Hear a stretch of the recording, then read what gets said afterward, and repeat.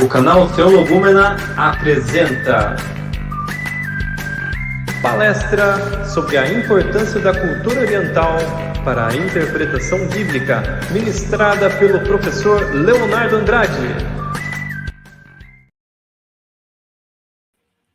Fala pessoal, tudo bem? Estamos ao vivo.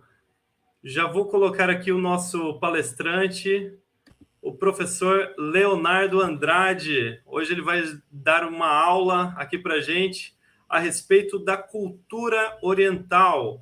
Aprenderemos a respeito da importância do entendimento, do conhecimento da cultura oriental para a interpretação da Bíblia. Professor Leonardo Andrade, é um prazer, é uma honra ter você aqui no nosso canal. O professor Leonardo é um grande especialista, principalmente da área de línguas semíticas, entende muito de hebraico, de aramaico, ele tem várias obras já publicadas na área. Então, sinta-se à vontade para se apresentar e, se possível, gostaria que você informasse a respeito das suas publicações, dos seus livros. Inclusive, eu sei que você está com alguns lançamentos e eu vou deixar aqui depois no comentário fixado e na descrição para que todos que se interessem. Tá bom? Fique à vontade, professor Leonardo. Olá a todos, Deus os abençoe. Primeiramente, é uma honra estar aqui com o Wesley, que é o mestre de todos aqui da língua grega. Esse é o cara, e a gente se sente até pequeno, né? Eu me sinto até pequeno aqui, diante de tamanho conhecimento, né, do Wesley em relação à língua grega. Tá, pessoal? Eu sou Leonardo Andrade, acho que a maioria conhece, né, que está ligado a essa área de apologética, a área de línguas, né, semíticas. Eu trabalho com isso há algum tempo. Estamos aí sempre tentando pesquisar algo que sempre vai entrar em consonância, né? Nunca em ressonância ou dissonância daquilo que é a palavra de Deus, né? Porque nós acreditamos na palavra de Deus e seguiremos assim. Eu publiquei uma obra recentemente chamada Manual de Cultura, Costumes e Tradições dos Tempos Bíblicos. Esse livrinho aqui, tá? Aí dá para o pessoal ver. Esse livrinho aqui, graças a Deus, em menos de 3 meses, 4 meses, ele se tornou best-seller, graças a Deus, e é um dos livros mais vendidos atualmente no Brasil, tá? Quem não adquiriu ainda, porque o Brasil... Leonardo, mesmo sendo best-seller, tem gente que não adquiriu, claro, o Brasil é muito grande. Então, eu ainda vou comprar o meu exemplar, hein? Ó! Depois você tem que me passar lá certinho os links, que eu tenho que adquirir também. Mas desculpa, eu te cortei, perdão. Não. Inclusive, você estava ali no Vejam Só, né? Você acabou de voltar de lá, né? Semana passada também um pouquinho. Semana passada eu estive no programa Vejam Só, fazendo uma nova apresentação, porque eu já estive lá, eu dei uma entrevista falando sobre línguas semíticas, né? E também fiz um debate. Na verdade, não foi um debate, foi mais um diálogo com o professor Luiz Saião, que é um dos maiores hebraístas do Brasil, né? Falamos sobre o texto Jó 2:9. Nesse ensejo, foi 2 debates, realmente, falando da minha pesquisa, né? Da pesquisa atual que eu estou fazendo, que é o livro do Gênesis. Estou trabalhando há algum tempo com o livro do Gênesis, e nós fizemos 2 debates ali. Um debate sobre os dias de Gênesis são literais de 24 horas, entendeu? E eu debati ali com o pastor Paulo Sérgio Batista, né? Ele é batista até no nome, uma pessoa de excelente envergadura, muito bom, trabalha bem nessa área de ciência. E também eu debati com o professor Matitiarro, né? Matitiarro, para mim, é uma das maiores mentes pensantes aí nesses grupos de WhatsApp, né? Conhece de fato aquilo que fala. E graças a Deus ele não conhecia muito sobre aquilo que nós iríamos falar, né? E ali conseguimos defender até bem, e eu estou me esmerando nessa área. Eu estou para lançar um livro que é Criação Divina em Defesa ao Create Ex Nihilo, né? Que é a criação a partir do nada, aí vai ter todas essas questões, e eu cito várias coisas, vários formatos dentro dessa questão da criação ali, a partir do nada. Só para a título de informação, queria mostrar aqui alguns livros que eu publiquei. Isso aqui é do nosso curso teológico, tá? Esse aqui é do nosso curso teológico, é o curso de arqueologia, é do nível médio, esse aqui, tá bom? São 12 livros no nível médio, 16 livros no curso básico. Esse aqui é o livro de Isaías, que eu vou relançar ele. Aí tem gente, Wes, que fala bem assim, Leonardo escreve Velocidade da Luz. Não, mas eu escrevi esse livro aqui em 2018. Eu vou publicar ele acrescentando arqueologia e mais algumas aulas ali nesse livro, né? Então, esse livro aqui vai ser relançado. Então, vai ser totalmente... É um longo processo, né? Isso. Eu só fiz 250... Faz assim, você não vai fazendo de qualquer jeito. Então, você vai trabalhando, vai estudando, vai examinando, vai desenvolvendo a pesquisa. Esse aqui eu só fiz 250 dele. Na verdade, eu fiz ele para servir de auxílio para uma revista da escola dominical. Aí nós abortamos o projeto e ficou só o livro, né? E mesmo assim esse livro ficou ótimo. Tem uma apresentação do livro de Braia Kibuka, tem o prefácio aqui na contracapa do Luiz Saião, tá? Isso aqui é uma revista de escola dominical que eu escrevi, tá? Para a CADB, Convenção CADB, tá? Essa aqui é a capa antiga. Então eu escrevi uma revista de escola. Novo Testamento não é tão minha área assim, mas eu me atrevo também, né? Só para não ficar muito, né? Isso aqui é o nosso livro de hebraico, tá? Do curso teológico, médio também. Isso aqui é para uma instituição que eu escrevi aqui no Estado do Espírito Santo, chamada Fatos. Ela é ligada à Convenção SEMADES, tá? Convenção de Ministros. Também o que é esse livro? Isso aqui é Teologia Pastoral. Eu escrevi 12 livros para eles. Escrevi hermenêutica, ética e vários livros. Vários livros, legal. Entendeu? Esse aqui é um escritor prolífico, né? Escreve muito, bastante produtivo, né? Escreve muito. O professor André já pediu o link dos livros. Vamos sim. E eu quero saber se você faz envio para a Grécia também, porque eu vou querer um deles. Vou mandar de avião aí. Eu vou querer esse mais novo que você fez. Esse aqui é o CETEM, que eu escrevi material teológico também. Tá? Escrevi toda a grade do curso CETEM, do meu amigo, pastor Jânio. Um abraço, pastor Jânio, meu amigo. Tá? Esse aqui é do nosso médio. Esse aqui também é do pastor Jânio. Esse aqui é da Fatos. Esse aqui é do CETADEB, que muitos conhecem, que é o Noções de Grego e Hebraico. Eu escrevi também o Noções de Grego e Hebraico e gravei 3 DVD para eles. Recentemente, eu escrevi algumas disciplinas dos 2 livros de ordenação aos ministros da Convenção SEMADES. Tá? É uma convenção aqui do Estado do Espírito Santo, tá? Presidida pelo pastor Álvaro Lima, tá? E nós escrevemos algumas lições, tá? E 2 livros, vai ter o 3º e provavelmente até o 5º, né? Mas estamos aí na expectativa. Que legal. E por fim, né, eu escrevi muita coisa, eu produzi muita coisa nessa área de teologia, muita coisa. Mas aí hoje nós estamos apostando mais nos nossos livros mesmo, né?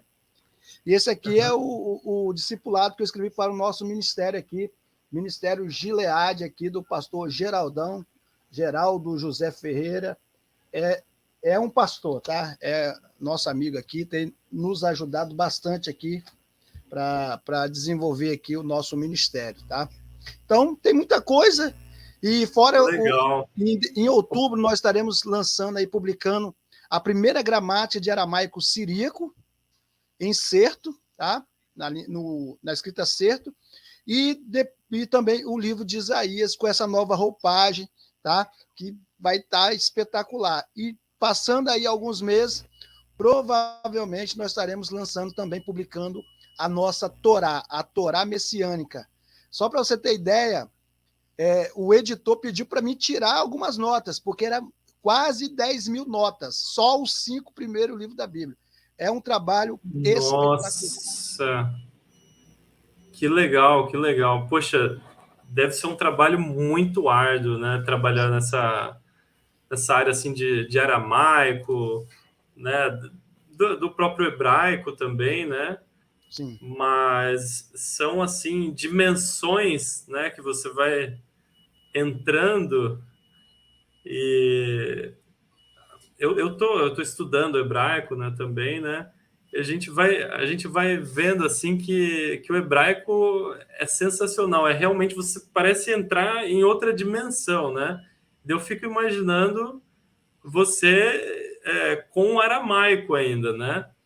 E muita gente se aventurou bastante no aramaico, né? Tem muitos trabalhos bem interessantes, tipo do Joaquim Jeremias, né? Mas é claro, tem vários tipos, né? Você sabe explicar isso muito, muito bem, né? E é um trabalho assim que a gente tem que prestigiar realmente. Então, parabéns aí, siga nessa sua força, professor, que vale a pena, com certeza. O pessoal aqui tá elogiando bastante aqui, falando que gosta bastante de você aqui nos comentários. E estão querendo o link aí. Mas é isso, era basicamente isso, né? Isso, é isso mesmo. Por enquanto Aham. é. Oi? Por enquanto é Por isso. enquanto, sim. Aham. Que legal, que legal. Ó, o professor André perguntou: o professor Leonardo tem canal? Tem canal sim. Leonardo Andrade, o título, né? Isso, professor Leonardo. Tá, prof. Leonardo Andrade. Ah, Prof. Leonardo Andrade. Isso. Perfeito. Já se inscrevam lá, tá bom? E então fique à vontade para palestrar, professor. Seja bem-vindo, Claudemir. Claudemir que debateu ontem aqui. O primeiro debate do nosso canal foi bom demais. Ó, ele tá elogiando seu canal. Falou também do meu aqui.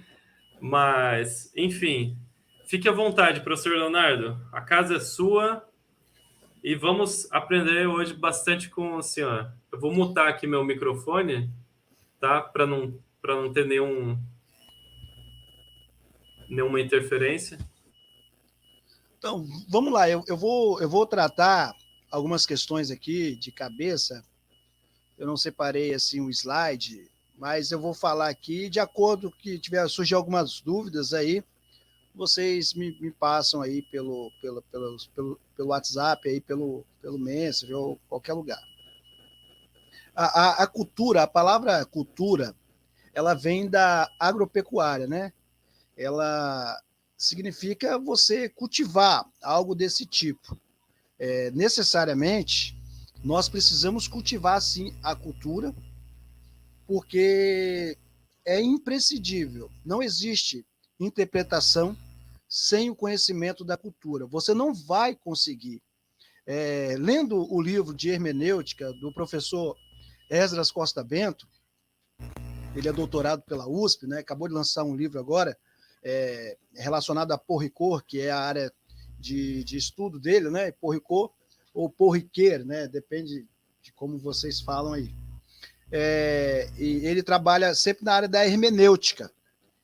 E ele vai citar uma referencial teórica que vai dizer assim que conhecer os originais e não conhecer a cultura é como um grão de areia em alto mar, se perde, não adianta nada.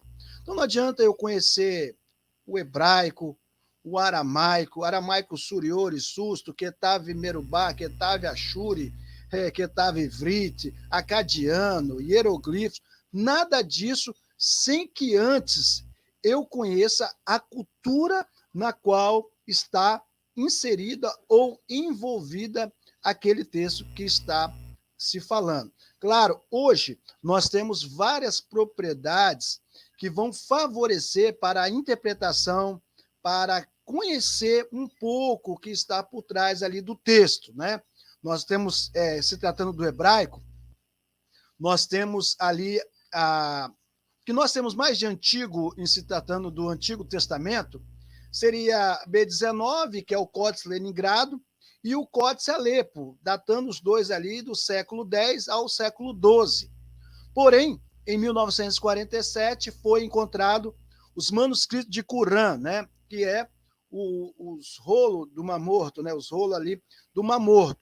Então, dentro desse contexto, nós temos ali a datação provável do ano 200 antes de Cristo, de um material fantástico que tem todo o compêndio do Antigo Testamento, exceto o livro de Esté, que, por sinal, não contém o nome de Deus, e os essênios ali encontraram algumas restrições em colocar esse livro lá. Então, não tem. Então, nós temos todo esse aparato. Então, para isso, para você entender um pouquinho melhor, você vai saber que nós temos os sinais maçoréticos que vão te auxiliar, os sinais de cantilação vai te auxiliar a interpretar, mas, de qualquer modo, se não conhecer a cultura da época, você vai se perder. Quando eu falo cultura, pessoal, eu falo de uma cultura bem arranjada. Não é necessário você fazer o método comparativo. Como assim, Leonardo, o método comparativo? Eu acho que todos nós aqui já ouviu falar de Walton, John Walton, né? Eu tenho, acho que quase todos os livros de John Walton aqui, né? E John Walton, ele escreve muito fazendo comparações do Oriente Antigo com a Bíblia, mas ele faz comparações, ele vai amarrar tanto o texto, vamos supor, por exemplo, do Enuma Elish com a Bíblia. Eu vejo que não há necessidade disso. Basta você observar aonde há o processo de enculturação e dali você se extrair qual é a mensagem que Deus está querendo passar através da inspiração da Bíblia Sagrada. Por exemplo, você tem no capítulo 7, ali de Shemot, Êxodo, você vai ver que, quando o leitor lê aquele texto, está escrito assim que a serpente, que era o cajado ali de Moisés, eu até brinco, você não sabe se o cajado era de Moisés ou de Arão. Dentro do judaísmo, tem uma corrente que fala assim, enquanto a autoridade estava com um, a autoridade estava com o outro, a autoridade estava no cajado. E um pegava meu pensamento permeia um pouquinho mais nesse viés. Então, não tinha dono o cajado propriamente. Aquele cajado se transforma numa serpente e as outras serpentes ali, que os magos também fizeram transformar em serpentes, foram engolidas pela serpente de Moisés ali, que por acaso transformou num cajado. Mas olha que interessante, Wesley. Se nós observarmos a cru, o nível Peshat, né, que os judeus falam, existem 4 níveis de interpretação: Peshat, Remes, Drash e Sod. Né? Peshat seria o literal. Então, se você olhar pelo literal, beleza, ela engoliu ali. No máximo, você vai entender que a serpente de Moisés já estava com um pouquinho mais de fome do que as outras. Nada mais do que isso. Mas se você observar aquilo que João Evangelista Terra, né, para mim um dos maiores em línguas semíticas, que já brasileiro, né, que já existiu aqui no Brasil, né, hoje não é mais vivo, ele vai dizer que é o processo de enculturação. Naquele tempo, no Egito ali, os magos ali, da palavra magoi, né? Você sabe mais do que eu, do grego, eles eram conhecidos como os detentores do Recá. Vou repetir, detentores do Recá. Então, toda a magia, toda a feitiçaria, tudo aquilo que estava concentrado ali naqueles magos era o Recá. Era o Recá, era conhecido como Recá. Para você entender esse texto, eu peguei uma dissertação, se eu não me engano, é uma dissertação de Tamires Machado, aonde ela vai falar sobre o Recá, e ela destrincha sobre o Recá. entendeu? Ela destrincha sobre o Reká. E ela vai dizer assim que existe no livro chamado Vaca Celeste, na inscrição 689, que a única forma de você vencer o Reká do outro, ou seja, a magia do outro, é engolindo o Reká. Olha só que coisa fantástica. Então, tipo assim, quando a serpente ali, o cajado, né, em serpente, engole as outras serpentes, ele está no processo de enculturação, vencendo ou refutando a alta magia estabelecida do Egito ali. Quando você engolia o Reká do outro, você não estava só refutando o mago, mas você estava refutando o Deus que estava por trás dos magos. Por isso que Deus, né, foi tão respeitado naquele momento. Então, isso aí é só um aperitivo, né, de tudo que nós temos na Bíblia Sagrada, de todo o conteúdo ali, linguístico, cultural, tudo favorecido um para com o outro, né? Então, nós temos isso aí. O livro do Êxodo, ele é muito interessante, porque o livro do Êxodo ele traz coisas fantásticas, né? Coisas fantásticas em relação à cultura. Então, você não vai conhecer a interpretação do texto sem antes conhecer a cultura da Bíblia Sagrada. Outra coisa, né? Nós temos ali o texto que vai dizer que Raquel rouba os ídolos de Labão. E surgiu até uma revista de escola dominical, né? Certo que muitos que nos acompanham, né, estão até aquém, né, desse processo de escola dominical, estão bem fortes. Porque para escrever para a escola dominical, você tem que reduzir um pouquinho, né, para atingir todo o público. Tá? Não é porque as pessoas têm que entender, não é que eu, como já escrevi, eu entendi. Não é que as pessoas têm que ser ruim para escrever. Ela tem que baixar o seu nível mesmo, porque ela tem que atingir um público maior. Só que nessa revista estava escrito assim, que Raquel rouba os ídolos para adorar. Coisa que não é verdade. Que quando você pega o código de Nuse, ele vai dizer assim que geralmente, quando a herança estava para ser compartilhada com o genro, né, o marido da filha do proprietário, ele tinha que ter como é que eu vou dizer, a escritura da casa. A escritura da casa, ela não vinha como um papel, como vem hoje. Ela vinha no formato de um ídolo, chamado de terafins. Então, quando Raquel rouba os terafins ali, a intenção dela não era idolatria, a intenção dela era econômica. Ela estava a fim de recuperar tudo aquilo que foi usurpado, né, tirado do seu pai na vida de Jacó. Então, se você não entender a cultura, infelizmente, você acaba se perdendo. Como você gosta do Novo Testamento, lá no Novo Testamento, em Romanos 7, 24, isso aqui é só uma pincelada, depois nós vamos entender outras coisas. Mas em Romanos 7, 24, ele vai dizer assim, 7, 24, 25, né? Ele vai dizer assim, quem me livrará do corpo dessa morte?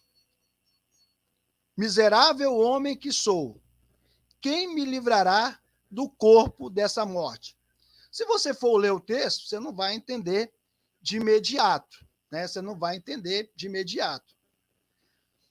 Mas se você começar a entender a cultura romana, né, o processo judicial, eu tenho um livro aqui muito interessante, não sei se você conhece, que é de Will Durant. É toda a série de Will Durant. É coisa de... Tem um aqui já, só para... Ó, esse aqui é o Rousseau e a Revolução. Olha só. São 10 livros desse. A parte oriental dele. Ó. Aí, Quem gosta de ler deve estar se matando agora, Wes, porque esse livro aqui é raridade. Se eu não me engano, ele está só ele, 700 a R$ 1.000 aí na Amazon ou na internet. É muito caro mesmo, tá? Esse livro é top. As pessoas devem estar.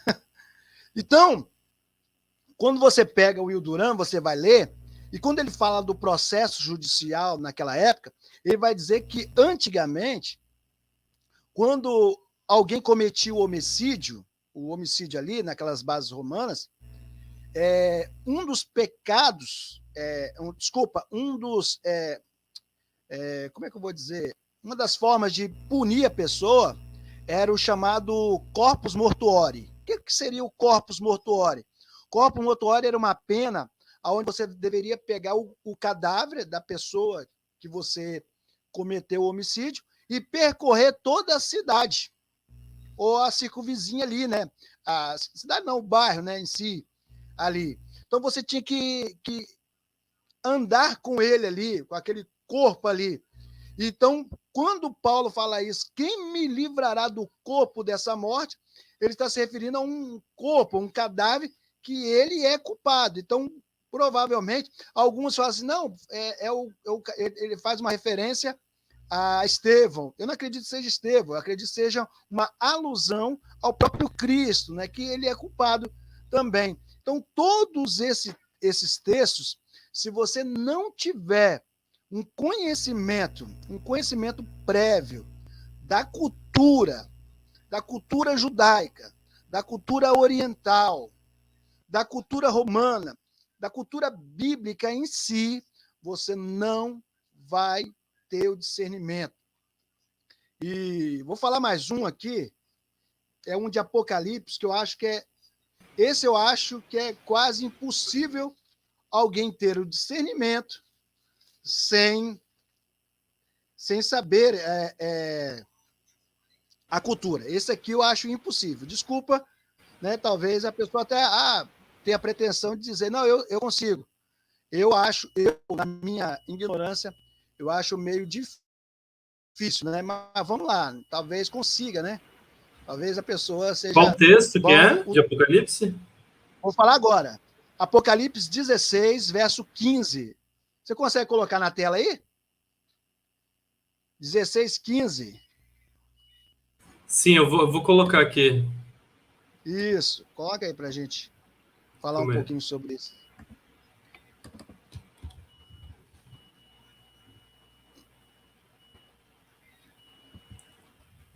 Eu vou colocar em grego e colocar a tradução em seguida, pode ser? Pode, coloca aí. Vou pôr as duas versões.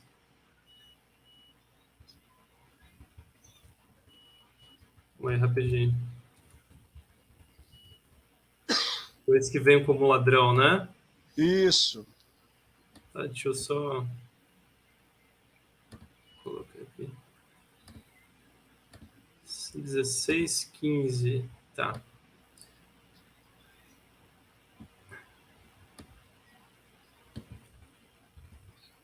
Ah, beleza. Eu não sei se vai caber tudo aqui. Qualquer coisa eu leio ele aqui. Tá. Quer que eu leia ele aqui? Deixa eu ver. Coloquei aqui.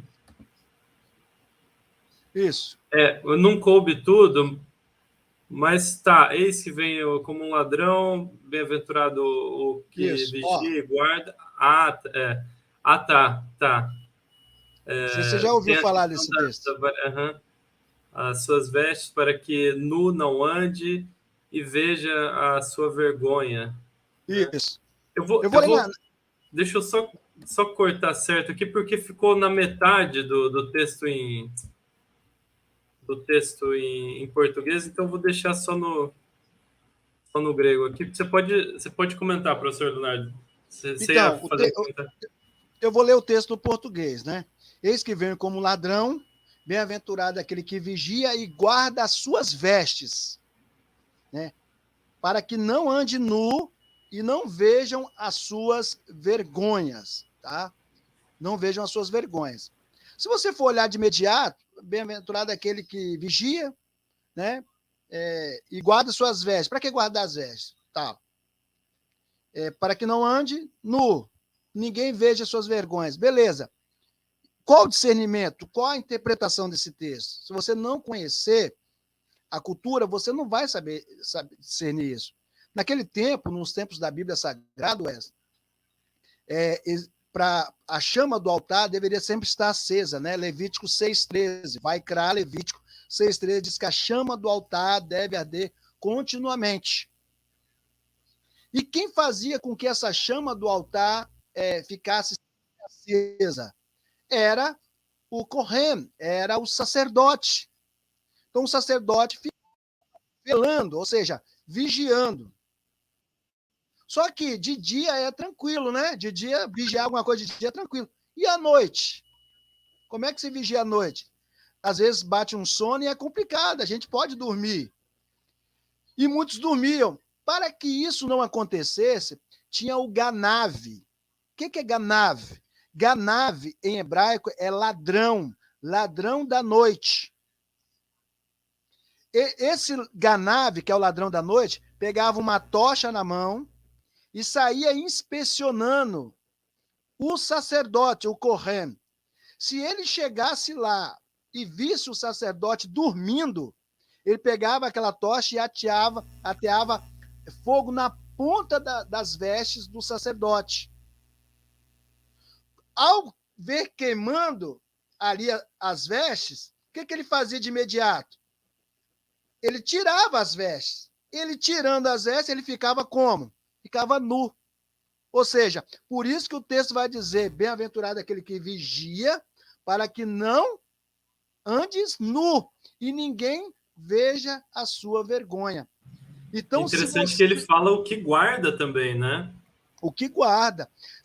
Muito bem.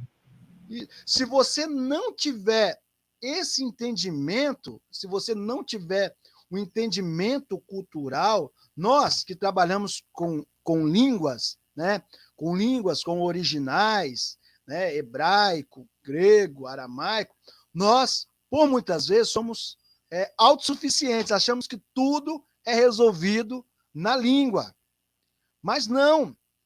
Eu acho que a cultura não querendo puxar a sardinha para o meu lado, mas a cultura é primordial.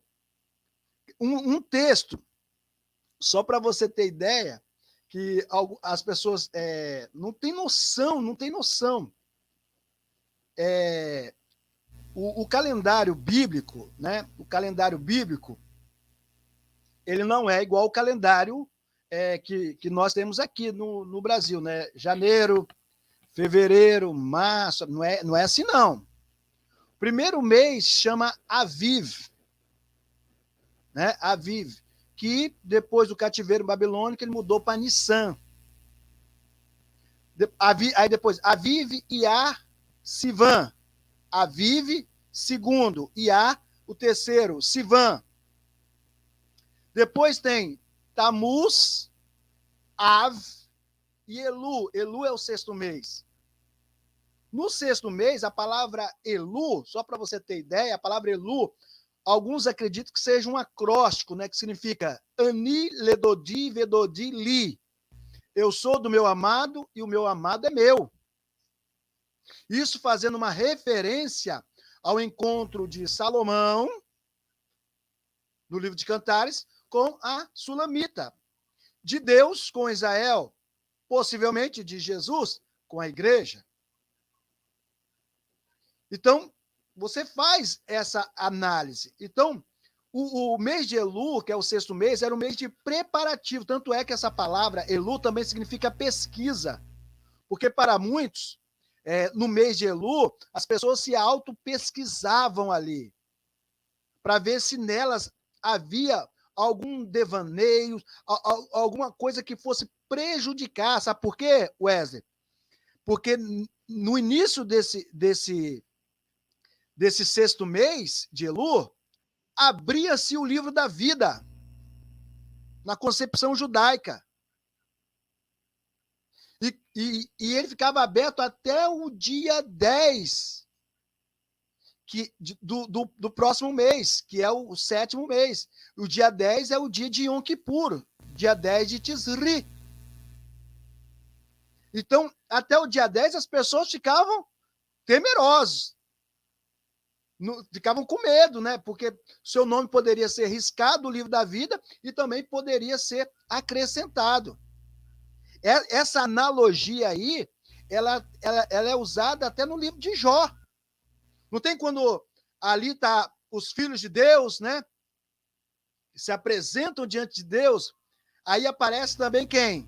Ra-Satã. Só por curiosidade, o termo que está lá é Ra-Satã mesmo. Se tem Ra, que é o artigo, então não pode ser nome próprio, não é nome próprio, ele é acusador. Ele é como se fosse um advogado de acusação. E nesse interim, né, nesse pensamento judaico, ele aparece lá e Deus fala o que para ele? Deus fala bem assim, Me'aim tavô. Sabe o que significa Me'aim tavô? Me'aim tavô significa o que você está fazendo aqui? Você não foi convidado. Aí ele vai responder o quê? Tipo, não tem quando alguém entra de penetra assim numa festa? Aí é o Ra-Satã. Ele é o penetra, né? O pai de todos penetra. Aí ele vai chegar, eu vim de rodear a terra. Quem que rodeava a terra? Quem rodeava a terra eram os governantes. Os governantes rodeavam a terra. Os líderes. Deus. A Bíblia vai dizer o quê? Que Deus, na virada do dia, ele passeava no jardim. Para quê? Davi passeava no seu castelo.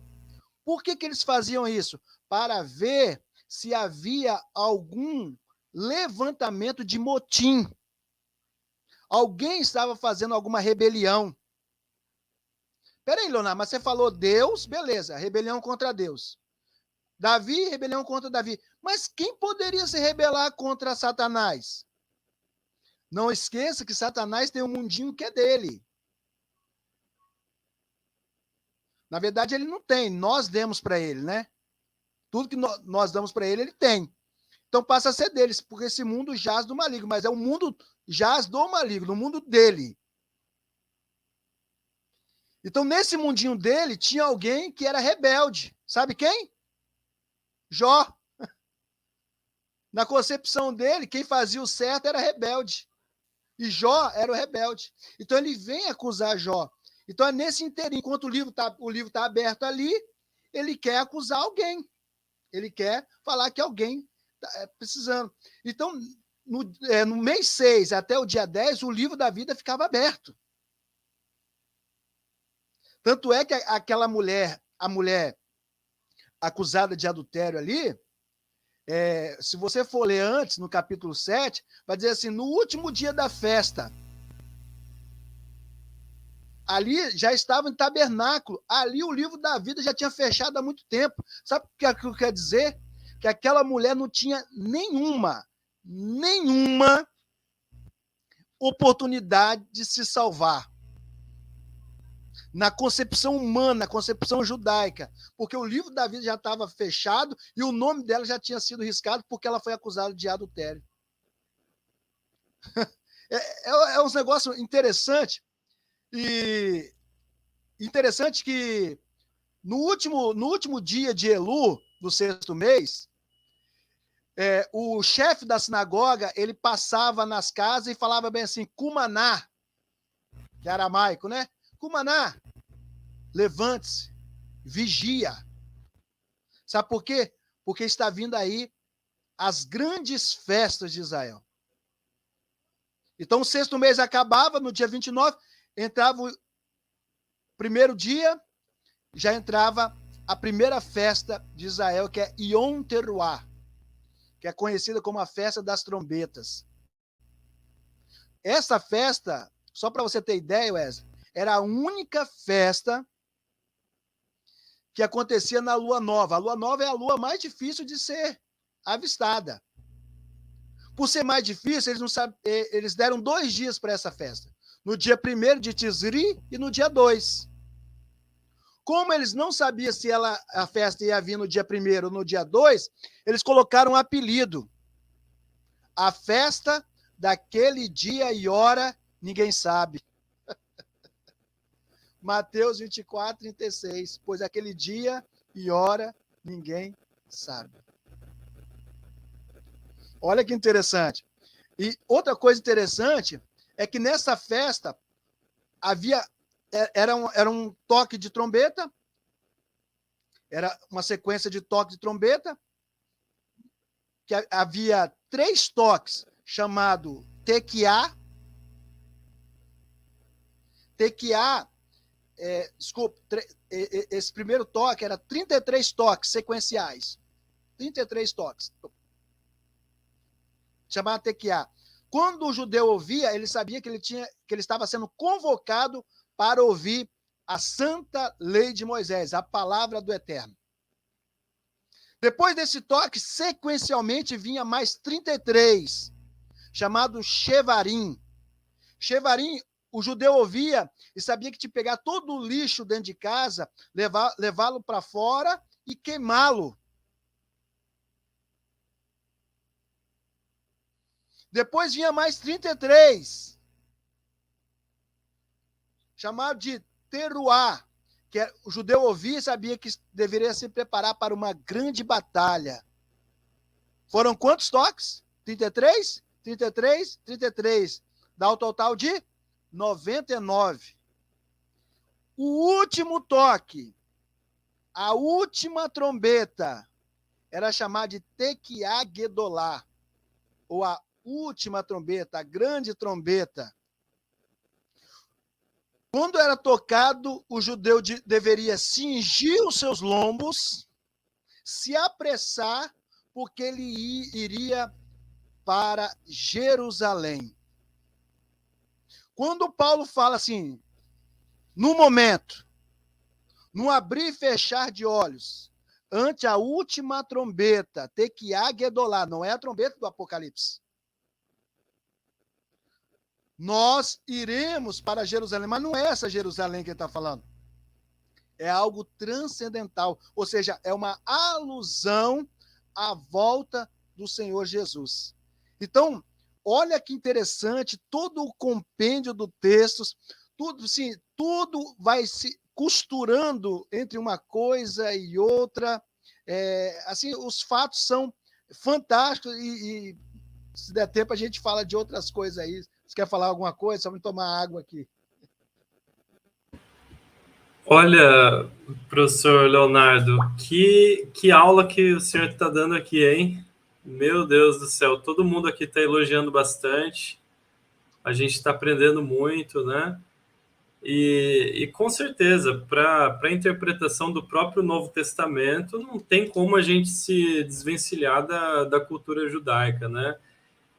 É por esse tipo de coisa, por exemplo, que não dá para a gente pensar que o Novo Testamento é um produto manipulador dos romanos para tentar dominar tudo, né? Tem uma pergunta aqui do pastor João Camargo, esse que eu falei que é aluno do Cosmas, e que é aluno nosso do curso de grego moderno.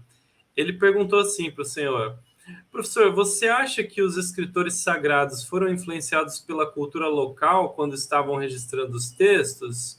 Até que ponto? Se puder, nos responda, por favor. E ele comentou também outra coisa. Aí não é pergunta. Ele falou assim, muito interessante essa análise de Jó. Segunda-feira ouvi um teólogo excelente, fazendo uma análise diferente da sua. Porém, acredito que a sua seja muito mais coerente. Então, se quiser comentar sobre essa pergunta dele, fique à vontade, professor Leonardo. Então, João, é o que nós estamos tentando explanar aqui, né? Provavelmente sim, né? Eu acredito que sim, 100% de chance de que ele foi influenciado, sim, por bases culturais, porque sempre quando nós vemos aquela questão de... você tem lá as bodas de Caná, aí Jesus fala bem assim, que tenho eu contigo, mulher. Que tenho eu contigo, mulher, é uma expressão idiomática. usada nos tempos da Bíblia Sagrada. Ele está querendo dizer assim, eu não sou só seu. Eu não pertenço só a você e seu povo. Era isso que ele quer dizer. Eu acho que isso aqui é Herbert Richards, tá? Eu acho que nunca vi ninguém falando isso aqui desse texto ainda não. Mas ele fala bem assim, eu não pertenço. Sabe por quê? Porque se você for observar, quando você vai, se você for em qualquer lugar que vende utensílios judaicos, você vai comprar uma garrafa de vinho, né? Eu não tomo vinho, mas tem gente que toma, né? Eu não tomo nada que contenha álcool, não, porque hoje é diferente da Bíblia. Na Bíblia, ou tinha vinho o kosher, né? Que é o produto da vide, e tem o fermentado. Hoje tem o kosher, o fermentado e o acrescido de álcool ainda. Entendeu? Mas eu não vou entrar nesses méritos. Então, se você for comprar um vinho lá, você vai ver que está escrito nele assim embaixo, assim, produzido pelo rabino tal, fulano de tal. Por quê? A única pessoa que poderia produzir o vinho é um rabino hoje. Nos tempos da Bíblia Sagrada, era o Cohen, era o sacerdote. Quando Maria fala bem assim, fazei tudo que ele vos disser, ela estava reconhecendo que sobre Jesus tinha uma autoridade sacerdotal, porque ele era o único que poderia fazer aquilo. Só que tem um problema, Wesley. No vinho kosher, um gentil não pode colocar o dedo na taça. Segundo o Kit Suaru, que é o código da lei judaica, um gentil não pode colocar o dedo na taça. Aí é por isso que Jesus vai dizer assim, eu não sou só seu, não pertenço só a vocês. Porque se ele não pode ser, se um gentil não pode tocar, então era só dos judeus. Mas segundo o Kitsuaru, né, ele vai dizer assim, quando esse vinho é diluído em águas, em talhas de águas, um gentil pode comer dele. Olha que interessante. Ou seja, quando Jesus dilui ali, ele está abrindo a atividade sacerdotal dele, do Cristo, do Messias, não só para judeus, mas também para gentios. Entendeu? Então, isso aí é espetacular. Nós temos uma enormidade de fatos que são realmente relacionados à cultura, que favorece ao texto da Bíblia. Então, dificilmente, respondendo ainda a pergunta do João, dificilmente eu vou olhar a Bíblia sem esse olhar cultural, porque sem esse olhar cultural é impossível você ter o discernimento completo, né? De você ter a visão de Thundercats, de Lion, né? Aquela visão além do alcance mesmo do texto, né? Legal, professor Leonardo. Teve uma pergunta do Claudemir, ele disse o seguinte, quais são as principais influências? Eu acho que seria no sentido... o que é mais perceptível... ele explorou um pouco mais, calma aí. Quais as influências fora do mundo judaico que são encontrados nos textos de cunho apocalíptico do Novo Testamento? Mateus 24, Marcos 13, Lucas 21, 1 Tessalonicenses 4,16 e livro do Apocalipse. O Claudemir... Olha só, são muitas. São muitas, né? Ontem eu peguei um pedaço também, eu assisti um pedacinho do debate, né? Eles vão puxar para o lado da escatologia, né? Mas eu quero ser neutro aqui, embora eu tenha a minha visão escatológica. Mas, tanto Mateus 24, Marcos... Mas eu vou falar de 1 Tessalonicenses 4,16. Ali fala assim, encontraremos com ele nos ares, né? Olha que interessante. No casamento judaico, inclusive, eu fui até um lugar, né, de um famoso teólogo aqui do Brasil, lá, e eu falei isso para ele e ele ganhou um debate nisso aí. Pena que ele não citou meu nome, né? Até hoje ele me esqueceu, mas tá bom, eu não esqueci ele não, eu amo ele. Vou citar o nome dele não, mas ele sabe quem que eu estou falando. E eu passei para ele. Você já viu aquela cena assim, que quando o noivo encontra com a noiva, ele pega ela pela cintura, Wesley, e ergue ela assim, tipo rodando assim, aquela cena de novela? Toda novela tem isso, todo filme tem isso, não tem? O nome disso no hebraico é Nissuim, elevar até os ares. Nissuim. Isso faz parte do casamento judaico. Depois do Nissuim, que é levar até os ares, ele fazia o lacar. O que é lacar? A palavra lacar significa arrebatar. Ou seja, depois que ele leva até os ares, ele leva para a câmara nupcial. Ele arrebata a noiva para a câmara nupcial. Então, nós temos todo esse invólucro nesse livro de cultura que eu escrevi aqui, só para você ter ideia. Ele é um dos livros que mais tem conteúdo na área de... Eu pesquisei Ralph Goer, eu pesquisei William Coleman, Joaquim Jeremias, vários outros, né? Daniel Rups, vários outros que tratam do assunto, né? Mateus Ravalas, Valton, vários outros, que citam também cultura, Craig Kinner, e pude perceber esse livro aqui que tem maior conteúdo, ele tem 14 páginas só falando sobre o casamento judaico. Né? Só sobre o casamento judaico. E é muito interessante isso. Só para fechar essa questão aí, eu queria falar um pouquinho sobre Mateus 25. Né? Mas geralmente... calma aí, começou para a gente entender bem a sua visão, Vamos. porque eu acho que é uma dúvida que ele tem também. Então, nesse caso, você entende como metafórico, ou seja, fazendo uma alusão ali à questão do casamento e tal, essa parte do encontro nos ares, né, que você falou do noivo da noiva, né, que ele roda lá a noiva, né? Ou você acha que é no sentido, que pode ser no sentido literal mesmo, vai para os céus, né? Como a gente costuma entender. Qual a sua visão, professor Leonardo? Assim, o que é parábola? Você melhor do que eu vai poder definir. Parábola é colocar ao lado, né? Parabolê. Então, colocar ao lado. Então, ele vai colocar uma comparação, que não é mentira. Então, ele vai colocar uma comparação do casamento, usar o Nissuim, para mostrar o que é a veracidade que ele quer falar do fato histórico. Entendeu? Então, o fato histórico vai estar embutido mesmo em parábola, mesmo em situações onde a cultura prevalece no conteúdo linguístico. Então, realmente, para mim é isso. Ele está querendo indicar que ele vai levar até os ares, levar até o céu mesmo, entendeu? Dali vai participar das bodas, é isso que o texto está querendo dizer. Só que ele usa como intermediário o nivelamento cultural, entendeu? Mas eu não quero entrar muito nesses méritos, porque se alguém entender aqui que eu sou pré ou pós, aí já...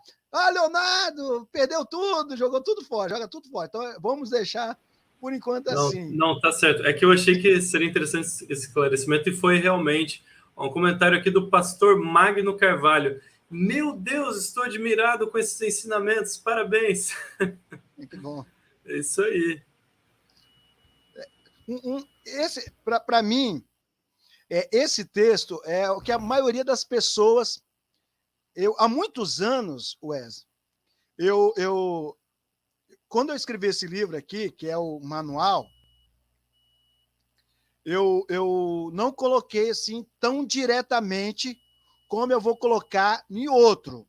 Eu estou escrevendo um livro no mesmo nicho. Escrevendo não, eu só estou adaptando, né? Eu já escrevi, estou fazendo algumas mudanças, né? Mas eu não sei quando vai sair, tá? Isso aí eu não posso dar data, não. Esse texto, aí eu coloquei, aí você vai entender qual é a minha visão das 10 virgens. As 10 virgens ali, elas vão falar o quê? Sobre virgens loucas e virgens prudentes.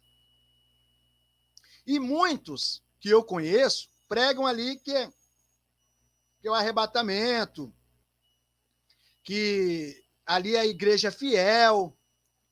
Só que eu não entendo assim. E eu vou provar por que eu não entendo assim. Primeiro,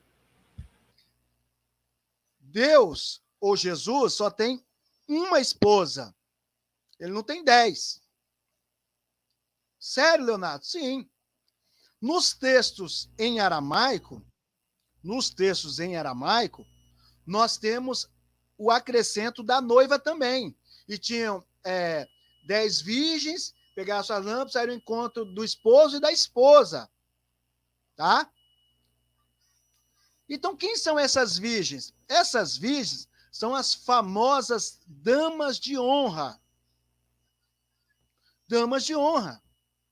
Por quê? Porque era escolhido pela noiva 10 acompanhantes, 10 mulheres que acompanhariam ela durante o cortejo. E você vai ver que no Antigo Testamento temos inúmeras menções de Israel, porque as virgens aqui são Israel, não é a igreja, sendo mencionado como virgem. Nós temos ali Jeremias 18:13, nós temos Jeremias 31:4, Jeremias 31:13, Jeremias 31:21, Lamentações 1:15, Lamentações 2:13, Amós 5:2. Então, é provável. Quando eu falo é provável, é porque eu estou sendo muito acadêmico, né? Mas eu tenho certeza de 100% que ali as 10 virgens é uma clara evidência à nação de Israel. Então, nos tempos bíblicos, né, as virgens eram reconhecidas como as damas de honra, né? Essas moças ali acompanhavam a noiva durante toda a celebração do matrimônio. E nós podemos ver fatos ainda melhores quando nós vemos a distinção entre noiva e as virgens, noiva e as donzelas. Por exemplo, Terrilim Salmos 45:9. As filhas dos reis estavam entre as suas ilustres donzelas. À tua direita estava a rainha adornada. Então aqui nós temos a rainha e nós temos as donzelas. Então, note bem que as donzelas, no caso as virgens, são apresentadas no texto como personagens diferenciados. E isso é reforçado pelo Rabino Shentov, no livro dele, sobre judaísmo, que ele diz assim, como o noivo e a noiva no dia do seu casamento são considerados rei e rainha. Olha só que interessante. Se você ler o texto de Gênesis 24:61, você vai ver que Rebeca, que seria a noiva, estava com as suas donzelas. Então, é diferenciado. Então, descarto totalmente. Eu acho que é impossível, depois de ouvir isso aqui, alguém ainda afirmar que aquelas virgens se tratam da igreja. E se tratando de gematria, o número 10, ele é bem interessante, porque o número 10 sempre está ligado a Israel, seja aos mandamentos ou propriamente à nação. Os judeus, eles obedecem 613 leis, que nós chamamos de Tariag. 613 leis. Aí você tem 6, mais 1, 7, mais 3, 10. Olha que interessante. Outra forma de fazer esse cálculo é através dos valores numéricos de cada letra. Aí você tem a palavra Israel, né? Yod, né? Que é o valor de 10. Depois o Sim, 300. O Resh, 100. Depois o Aleph, 1. E o Lamed, 20. Que somam 433. 4 mais 3, 7. Mais 3, 10. Olha que coisa interessante. Mas solucionou o problema? Não, não solucionou o problema. Sabe por quê? Porque nós precisamos identificar as outras coisas. Se você falar assim, Leonardo, mas eu ainda acredito que as virgens ali é a igreja. Aí eu vou partir para você o versículo 5 de Mateus 25, né? Mateus 25. O versículo 5 vai dizer assim: todas dormiram. Para mim é a chave do desmembramento dessa, desculpa, falácia, né? Desculpa, né? Não sei se é um tom arrogante, né? Mas eu não quero ser isso, não. Mas se você falar que ali é a igreja, o versículo 5 ele vai quebrar com você. Porque se ali foi igreja, ali a gente prega assim, as prudentes era igreja fiel, as imprudentes, igreja infiel. Então quer dizer que a igreja fiel está dormindo? E aí, Wes, a igreja fiel está dormindo? Não está dormindo. Porque a igreja fiel é a igreja espiritual, ela não pode dormir. Entendeu? Então, o que é isso? Ainda desmantelando isso aí, uma coisa que as duas tinham em comum eram lâmpadas. O que é lâmpada na Bíblia? Não é o que eu acho, não. O que é lâmpada? Salmo 105, vai dizer, Salmo 119, versículo 105. Lâmpada para os meus pés e luz para os meus caminhos é a tua palavra. Ou seja, Israel sempre teve palavra. Só que Israel está dividido em Israel prudente e Israel imprudente. Mas ambos, tanto prudente como imprudente, têm palavra. Você lembra o que Jesus disse em João 5,39? Examinai vós as escrituras, porque julgais ter nela a vida eterna, mas são elas que de mim testificam. Ele está falando para os escribas que ficam o dia todo ali só martelando na Bíblia Sagrada. E aí? Então, Israel sempre teve... O que estava faltando? Estava faltando a única coisa ali, o azeite. E o que é azeite? Fala para mim, Wesley.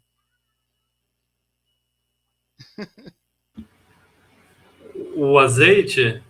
O azeite é a alegria, é o espírito. Eu sabia que você... Nós, como eu estudei um bom tempo no judaísmo, nós aprendemos a ler muito no Peshat e no literal primeiro, porque o literal... Aí você lê Rash, os comentários de Rash, você pensa, não, isso aqui é Sod, isso aqui é um nível avançado. Não, aquilo é o literal.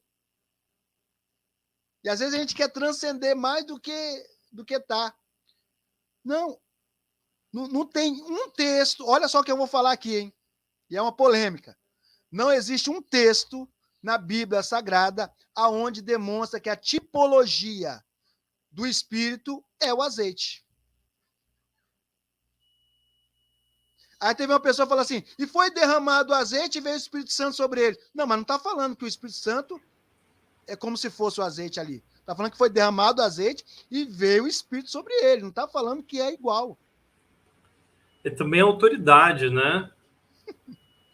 Aí nós temos que repensar. O que seria o azeite? Porque em relação à unção, por exemplo, né, dos reis, o que você me diz, professor? Calma, vamos terminar isso aqui primeiro, depois vamos para aí. O que seria, basicamente? Você já ouviu a palavra... Então, vamos lá. As 10 virgens são Israel, na minha concepção. As 10 virgens tinham lâmpada, que é a palavra. Porém, tinha uma que se destacava porque ela tinha azeite. Você já viu... Vamos fechar esse negócio. Já viu a palavra Mashiach? Que é Messias? Ungido, azeitado, né?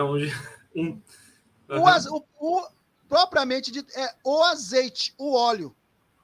Tanto é que tem uma palavra, se eu não me engano, em Zacarias, que vai dizer os dois azeites, os dois ungidos, os dois azeites. Aí eu vou para a sua área agora. Aí nós temos no grego, Christos, né? Uhum. O que significa Christos? É cognato de crisma, né? Que é a unção, né?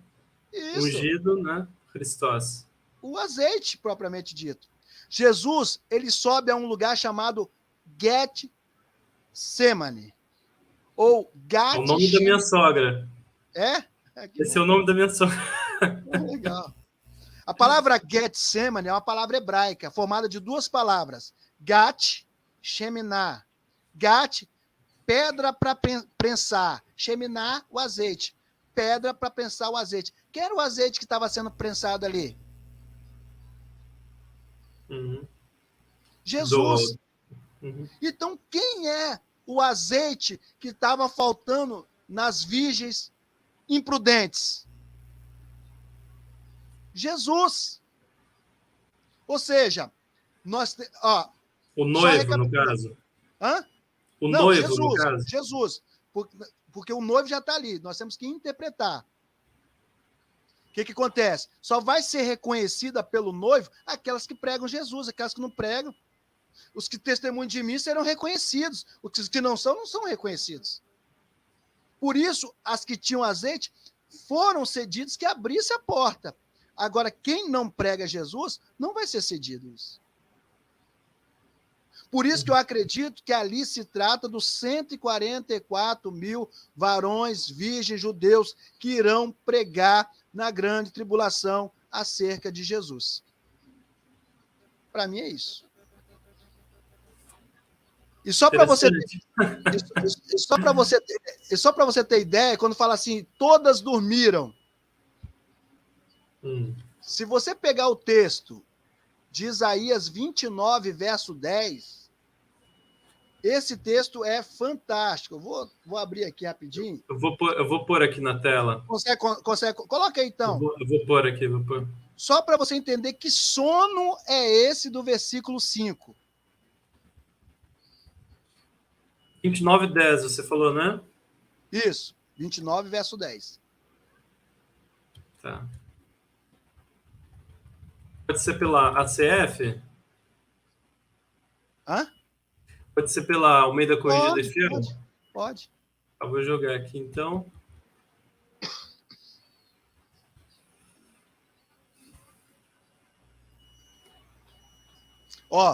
Porque o Senhor derramou sobre vós um espírito de profundo sono, e fechou os vossos olhos, e vendou os profetas e os vossos principais videntes. Ou seja, o versículo 5 ali de Mateus 25 é esse texto aqui, ó. É uma referência entre esse texto aqui. Sabe por quê? Porque que elas tinham lâmpadas, mas não tinham azeite? Sabe por que elas tinham palavra, mas não pregavam Jesus? Porque elas estão sobre um profundo sono. E esse sono é profético. Uhum. E isso aqui é para Israel, né, professor? Para Israel. O texto é então para... você faz o link aqui. O problema, sabe o que é? Uhum. É que algumas pessoas, eu acredito mais, eu sou da linha pré-tribulacionista. Vou dizer, já está terminando a nossa live, eu acho, entendeu? As pessoas não vão ficar chateadas comigo. Mas a minha linha é mais pré. Mas eu não posso colocar arrebatamento ali, porque se eu colocar, vai me constranger hermeneuticamente, vai acabar comigo. Então, pensando dessa forma, eu acho que não tem como a pessoa escapar de certos bloqueios, de muros ali que eu coloco nesse texto. Vamos supor, se a igreja é fiel ali, o que ela está fazendo dormindo? Então, tem certas nuances que não tem como escapar. Você está entendendo? Então, eu prefiro pensar por esse jeito. Então, no capítulo 24, bases ali, 25, posteriormente outros, eu não acredito que se trata propriamente com igreja, e sim com Israel. Só com Israel.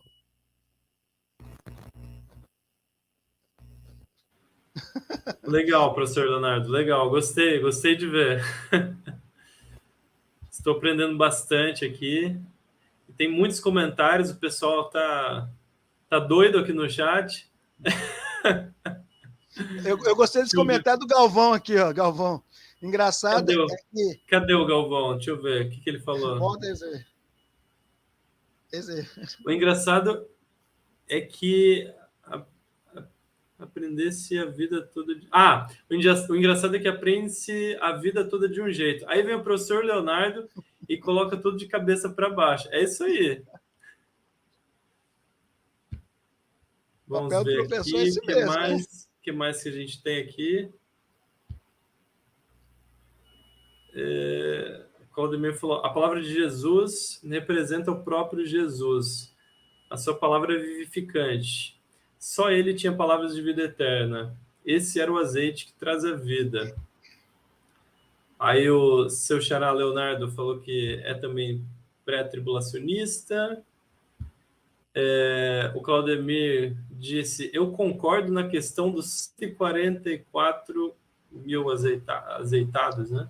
Wes, eu não sei se você notou, mas essa interpretação que eu coloquei aqui à disposição, que vai estar nesse próximo livro, ele tem pingos, né, no manual de cultura.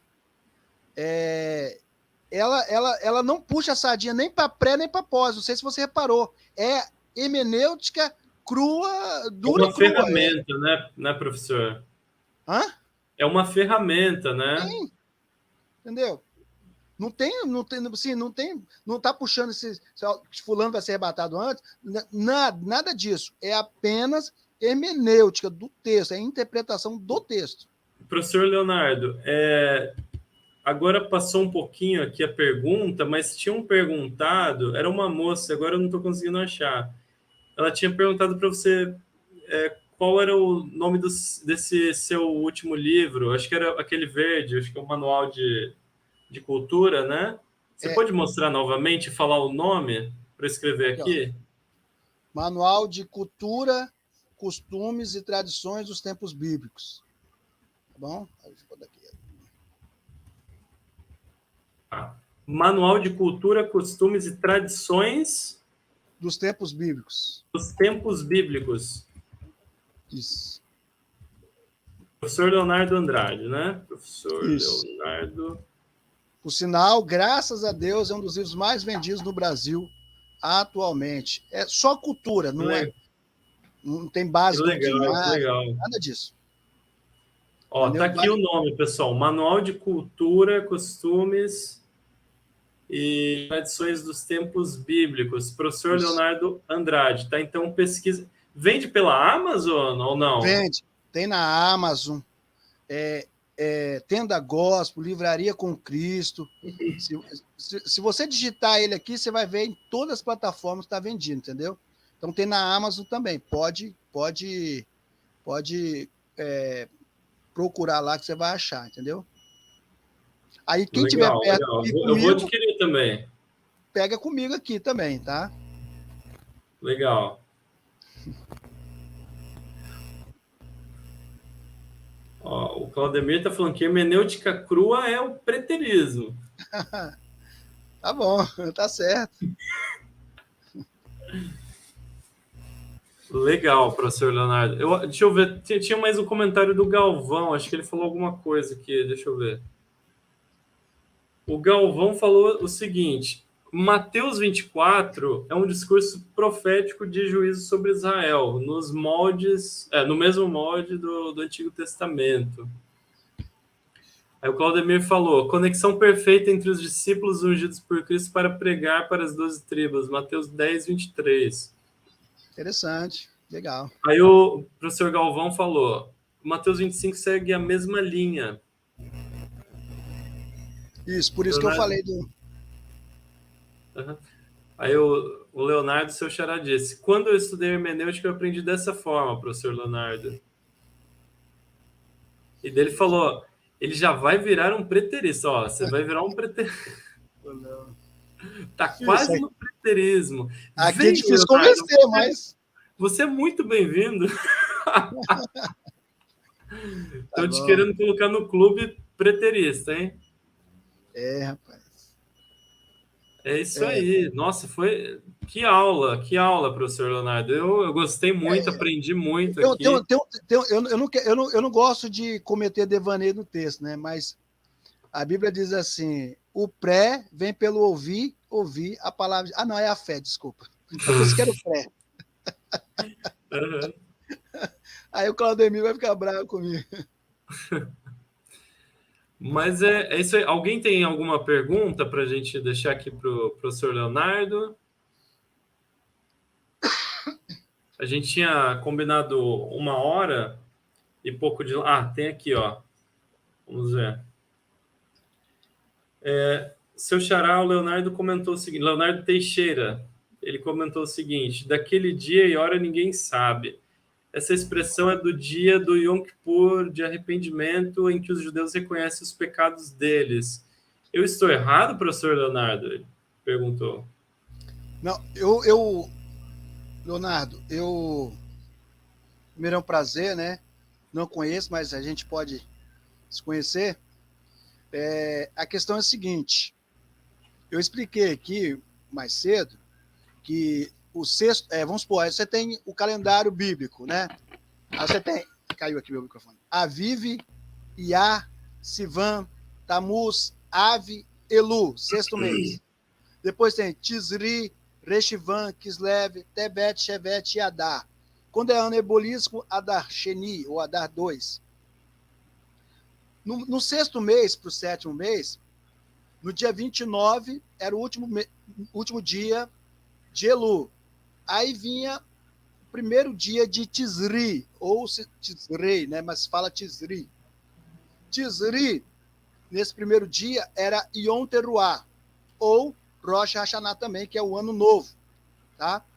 Então, no ano novo, ali, que acontecia simultaneamente com Yom Teruah, era a única festa que acontecia na lua nova.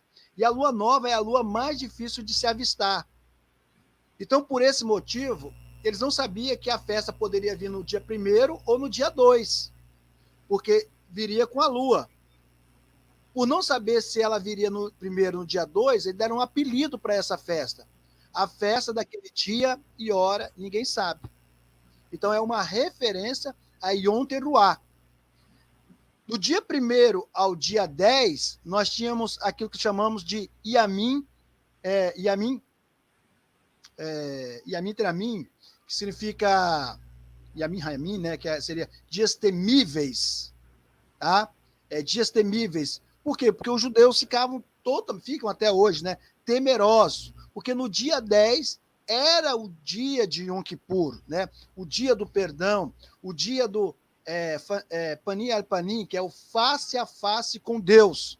Então era o dia de Deus se mostrar para Israel, né? E quando ele se mostrava, o sumo sacerdote, o Kohen Gadol, saía do Santos dos Santos, ele fazia a bênção para todo Israel, né? Yevareheha, Adonai, Veishmereha, Yaé, Adonai, Panav, Leha, Veruneka, Issa Adonai, Panav, Yasen, Leha, Shalom, o Senhor te abençoe e te guarde, o Senhor faça resplandecer o seu rosto sobre ti e tenha misericórdia de ti, que o Senhor sobre ti levante o teu rosto, te dê a paz. Então, tudo isso, esse invólucro, acontecia no dia 10. Então, você nota a diferença. Dia 1º seria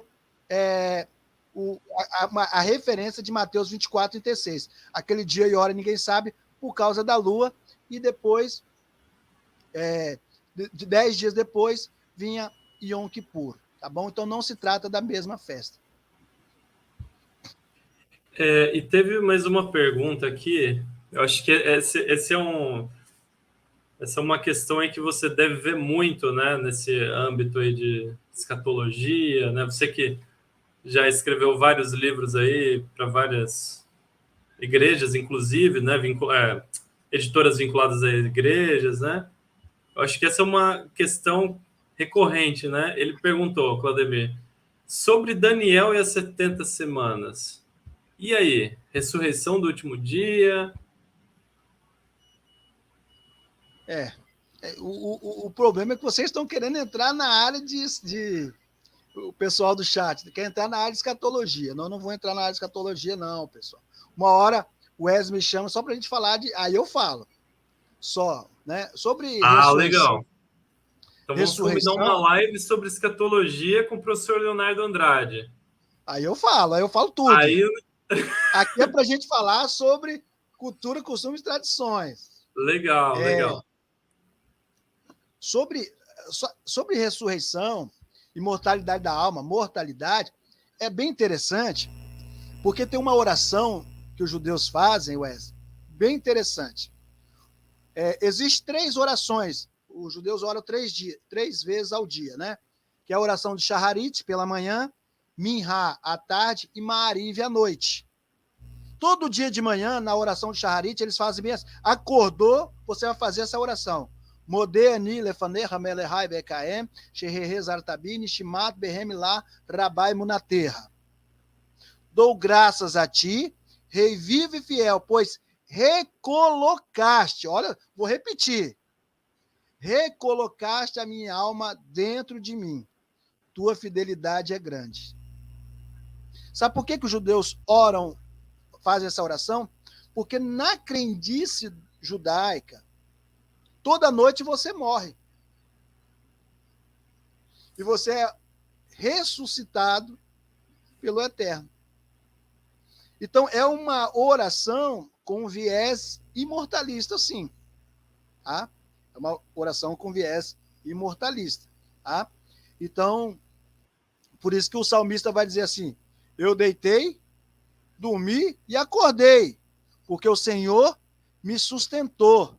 Na verdade, não é sustentar. Ele, como diz Ralph Smith, é a palavra que significa ressuscitar, levantar. Ele me ressuscitou. Então, tem essas questões. Então, mas um dia que você quiser, a gente fala também. É um tema também que eu adoro, que é sobre imortalidade da alma, mortalidade. Eu acho isso fantástico. A gente tem que combinar mais lives, hein, professor Leonardo? Oh, vamos fazer. O pessoal está gostando muito de você aqui no Theologúmena, hein? O pessoal está animado. O Fagner falou assim, ó, Mestre Leonardo Andrade, para tirar todas as dúvidas, os discípulos de Jesus falavam em aramaico ou grego? E se aramaico, por que não escreveram em aramaico os evangelhos? Então, olha só, Fagner é meu amigo particular. Esse aí não vale. Ah, é? Esse aí não vale. A gente conversa todos os dias. Eu já estava aqui, é hoje, hein? É hoje. Ah, que legal, que legal. Ai, eu até falei, é hoje ou amanhã? Ele falou, não, é hoje. Ele eu já sabia, o Fagner é nota 10. É um dos amigos que Deus me deu. A distância, né? Nunca vi, mas eu considero bastante uma pessoa super gente boa. A gente troca confidência, planos, projetos, é uma pessoa super gente boa. E ele costuma fazer. Ele também é bem ativo aqui, ele sempre comenta aqui no seu. Não, e ele costuma fazer essas perguntas assim que não convém, né? A pergunta que ele faz. O Jesus, vou falar, né? Existe alguns tipos de aramaico, né? O aramaico que Jesus falava é aquele mesmo escrito ali no manuscrito de Corã. A gente pensa que é hebraico, mas não é hebraico. Ali é aramaico, chamado de Suriston, né? Que nós chamamos também de Ketav Ashuri. O que aconteceu? Os judeus falavam Ketav Merubá, que era o Ketav Ivrit. Não, Ketav Ivrit, que depois transformou em Ketav Merubá, que é o quadrado. O Ketav Ivrit foi adotado pelos samaritanos. Para romper com os samaritanos, não ficar usando nem a mesma língua, o que eles fizeram? Adotaram, a partir de então, o Ketav Ashuri, que é a escrita Ashuri, que é a escrita mais aramaica. E ali é o Suriston, que é também o aramaico galileu. Jesus falava o aramaico galileu. Eu, por estudos, né, nessa área de linguística, entendo, né, mas eu sou aberto a qualquer tipo de estudo, né, comprovações, não falácias, né? Falar é difícil. Mas eu acredito que no colégio apostólico ali, somente quem falava grego era Judas Iscariotes. Tá? Judas Iscariotes. É o meu pensamento. Estou falando que eu estou certo de forma alguma, tá? O Evangelho de Mateus, eu até coloquei nesse livro novo meu, o Evangelho de Mateus, você vê algumas coisas muito interessantes ali. Muito interessante, porque quando fala bem assim, Mateus 1,18, né? Quando fala que José desposou Maria e tal, e depois ele vai falar sobre ela era casada com José. Ali não é o José propriamente dito. Aí você tem que entender um pouquinho do aramaico, mas outra hora a gente fala isso, quando daqui a 10 anos a gente lançar um interlinear em aramaico aí. Mas tem que entender. A palavra Mateus, matitiarro em hebraico, né, matai em aramaico, significa presente de Deus. E eu acho que o nome já diz muita coisa, né? Eu acho que o livro de Mateus tem muita influência do aramaico, muita mesmo. Chego a pensar como o Tzadok Ben-Derer, que ali foi, pelo menos esse livro, fora escrito em aramaico, tá? Eu acredito.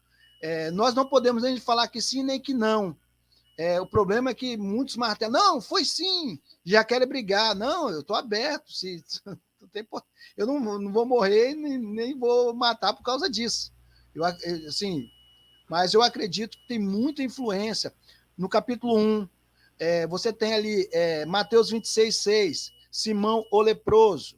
Ali você tem a palavra garbá e garabá. Tanto pode ser garbá ou garabá. Garbá, leproso. Garabá, fabricante de jarros. É o quê? O leproso poderia fazer jantar? Não. Até a casa do leproso deveria ser o quê? Verificado e analisado pelo correngador, pelo sacerdote, o sumo sacerdote, ou pelo corrente sacerdote. E aí? Ele poderia fazer um jantar? Não, ele tinha que ficar no arraial dos leprosos. E aí? Provavelmente ele era garabá, ele era problema, hein? fabricante de jarros. Aí lá você tem o texto lá de Filipe e o eunuco etíope, né? Aí uma vez eu vi um camarada falando que Mateus 19, quando fala eunuco ali, ele está falando de Mihaimna. Sim, em aramaico é Mihaimna. Só que Mihaimna não é homossexual igual ele falou. Ele falou, não, ali ele é homossexual. Não tem nada a ver. Tanto é que o Zohar, ele vai falar bem assim, que Moisés é Raya Mihaimna, que é o pastor fiel. A palavra Mihaimna, ela é uma variante semântica, ela significa tanto fiel como eunuco. Aí você tem um eunuco voltando da adoração. Espera aí, se era eunuco, ele era castrado? Se era castrado, ele poderia entrar? O que diz o texto de Deuteronômio? Que não poderia entrar no templo. E aí? Está mais para ser fiel do que eunuco. Então, tem essas influências aramaicas. E tem registros bem antigos alegando essa questão, né? O Papias fala que Deus... os discursos de Jesus que Mateus compôs originalmente seria na língua... Sim. Aí não dá para saber se é hebraico ou aramaico, né? É uma expressão que só aparece ali, né? Hebraíste, né? Hebraíve, na verdade. Hebraíve, né? Se eu não me engano, Clemente também fala, o próprio... O Eusébio reproduz, o Irineu reproduz também o Papias. Então, só para reforçar o que você está falando, nesse livro que eu escrevi aqui, Evangelhos e Atos, deixa eu ler aqui, porque... Lê, fica à vontade. Quer ver? Na primeira folha aqui, Mateus... Deixa eu subir aqui onde eu acho, aqui, porque só Jesus. Opa. Marcos Pentecostal, de acordo com Papias, um escritor que viveu cerca de 150 anos depois de Cristo, citado por Eusébio, é o que você falou, reforçado por Eusébio, Mateus compôs seu evangelho na língua hebraica. E todos traduziram de maneira que foram capazes. Não existe, entretanto, nenhuma cópia antiga do Evangelho de Mateus em hebraico ou aramaico. Eu acredito que, assim, que essa questão do aramaico, do hebraico, vamos supor, mas é hebraico ou aramaico? Você falou que é aramaico. Eu acho que não tem muita relevância. Por quê? Porque eles... tanto faz, não tinha esse discernimento minucioso, você saber se é hebraico, se é aramaico, não tinha, na minha ótica, né, Wesley? Eu não sei na sua, entendeu? Você também é estudioso, você é um grande conhecedor da palavra de Deus, e eu acho que eu não preciso ser unânime, né? Já, ser ouvido já é o bastante. Sim, é verdade, mas é realmente muito interessante, né? Tem coisa que é um é realmente um quebra-cabeça para qualquer estudioso, né? E pior que o que a gente tem, né, de mais antigo é em grego, né? Sim. Eu acho que dá para a gente encerrar já, né? E eu queria que você me passasse os links para o pessoal poder adquirir os seus livros. Eu vou deixar, pessoal, como eu já anunciei no começo da live, eu vou deixar aqui nos comentários, ou melhor, no comentário fixado e também na descrição, tá? Então, quem quiser pode adquirir todos os materiais do professor Leonardo Andrade. Se inscrevam também lá no canal dele, Prof. Leonardo Andrade, tá bom? Eu só vou ler os últimos comentários aqui, mas infelizmente, em termos de perguntas, eu acho que dá para a gente deixar para a próxima live. Vai ter próxima live, né? Vamos. Beleza, ó. O Leonardo Teixeira comentou: essa expressão está. Qual expressão? Tá. Ele fala assim: essa expressão está dentro do texto de Mateus 24. Bendito que vem em nome do Senhor. O meu manual de usos e costumes judaicos diz isso. Aí ele também comentou: professor, mas estamos falando de hermenêutica. Para tal disciplina, aplica-se esse costume judaico. Estou certo ou errado?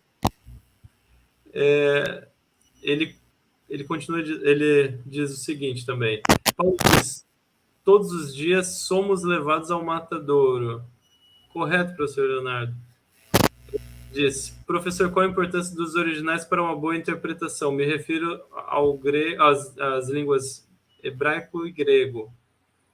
Aí o João Silva comentou, a Bíblia fala que Jesus tem um Deus. Como é que ele, sendo Deus, pode ter um Deus? Aí ele comenta também, boa noite, professor. Sou estudante de grego com o Elton Maia e me inscrevi no seu canal. O Claudemir disse que está ansioso. Ele perguntou, como Jesus tem um Deus, se ele é Deus? João. Aí ele falou, se Jesus é Deus Todo-Poderoso, Pantocrator, como é que ele pode ter um Deus? Me responde, Leonardo, por gentileza. No dia que ele quiser, se você quiser se também quiser responder, porque parece que ele está realmente querendo saber. Não, se ele quiser, o dia você pode marcar sobre um tema que eu gosto também, é Trindade, né? Eu estou até querendo. Trindade. Aí tem um outro professor até que já se inscreveu, eu vou deixar ele escrever. Depois eu vou lançar aí alguma coisa relacionada à Trindade, tanto no judaísmo como Trindade no judaísmo. Você vai ficar doido quando que eu vou colocar. E se quiser, a gente coloca aí uma questão aí relacionada a isso também. Eu gosto bastante, eu acho bem legal. Sempre que eu vou falar sobre Trindade, né, que eu vou recomendar para alguém, eu recomendo aquele livro A Trindade do Santo Agostinho. É um livraço, eu acho que para esse tema, quem tem dúvida tem que ler esse livro aí, bom, que eu acho que não tem melhor, não. Eu, pelo menos, não conheço.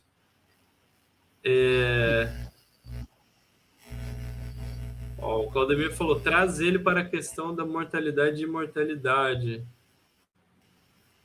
O João Silva repetiu aquela pergunta, mas agora já foi respondido. Deixa eu ver se tem mais alguma coisa aqui. Eu acho que dá para a gente encerrar, aí as perguntas aqui a gente deixa para a próxima live, né? Isso. Olha aqui, o Manuel Silva falou, já vou adquirir seu livro, professor Leonardo. Obrigado aí, mano. Aí sim, aí sim. Aí o Fagner te agradeceu, obrigado, mestre Leonardo Andrade. João Silva comentou, muito bom estar no seu canal, professor. É isso aí, pessoal. Muito obrigado, professor Leonardo, por ter vindo aqui ao nosso canal Theologúmena. Foi uma conversa muito interessante. Eu aprendi bastante, eu acredito que todos aprenderam. E eu queria aproveitar e anunciar aqui, pessoal, que na segunda-feira eu fiz uma pequena viagem aqui de Atenas para Tebas e fiz uma gravação que eu acho que é a gravação mais importante que eu já fiz. Fiz uma entrevista e a gente vai mostrar uma materialidade em relação à autoria e datação, tá? Em relação aos evangelhos. Então, envolve essa questão aí de confiabilidade do Novo Testamento. É uma coisa assim que, pelo menos em português, inglês, em grego, eu não encontrei nada fazendo o que a gente vai publicar. E até porque a gente está num contexto específico, né? No Brasil tem crescido muito o miticismo, né? Que entende que tudo é mito, né? Jesus nunca existiu, Paulo é de 90, Atos foi escrito no segundo século, né? Então, eu resolvi trazer provas, provas materiais, com exames de DNA, exames científicos, e fiz a entrevista em grego com o responsável pela guarda ali dessa evidência, desse tesouro, e eu conto com a apreciação de todos vocês e também de todos os críticos do Novo Testamento. Enviem para qualquer um. Eu acredito que na semana que vem vai ficar pronto o vídeo. Eu ainda estou legendando e estou querendo fazer uma edição bem bonita para ser um vídeo bem chamativo, assim, sabe? Bem legal. Então, eu já estou anunciando aqui faz dias, né? E vai sair esse vídeo. Já gravei na segunda-feira e estamos aí na edição agora, tá bom, pessoal? Obrigado, professor Leonardo, obrigado a todos que estão aqui.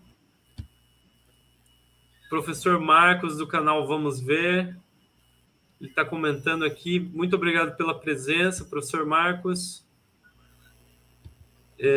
Seja bem-vindo, tá? Sejam todos muito bem-vindos ao canal. Infelizmente, a gente já vai encerrar aqui, mas eu vou colocando os comentários na tela para todos que que quiserem ler, poderão ler, tá? Basta pausar o vídeo, que vai ficar gravado esse vídeo aqui, tá bom? Mas é isso, pessoal. Obrigado a todos, fique com Deus, e você é sempre bem-vindo aqui, professor Leonardo, e vamos marcar uma próxima live, e adquiram os livros do professor Leonardo Andrade e se inscrevam no canal dele, tá bom? Fiquem com Deus. Até mais. Irine Passin.